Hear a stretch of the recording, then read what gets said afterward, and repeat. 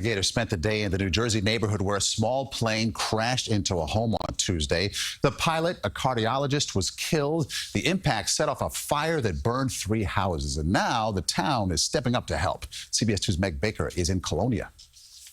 The owner of the home destroyed by the plane crash assessed the damage with federal investigators Wednesday afternoon.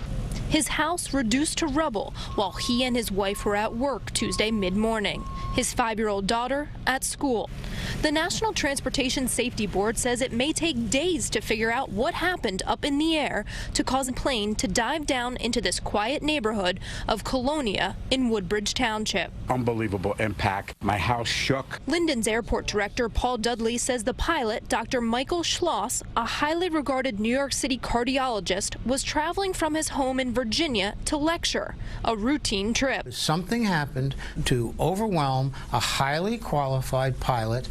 The NTSB says the 74-year-old pilot was cleared for landing a few miles from the airport, right before he lost contact with air traffic control. Neighboring homes suffered major smoke and water damage.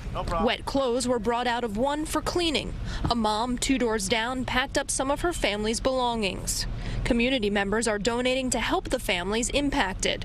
They are being collected at the Evergreen Senior Center on Inman Avenue. There is also a GoFundMe page. Insurance never quite gets you to 100% of what you're out of pocket. So these drives are vitally important because it makes up the difference. Can't imagine what it must be like to come home from work and not have a house. So we had to, we had to come up and do our part. A mom who lives on this block told me she does not know how to explain this to her 2 young children.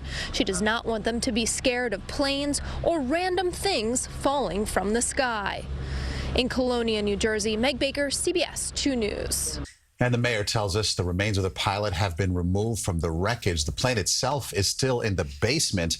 We've got information on the GoFundMe campaign to help one of the families at cbsnewyork.com.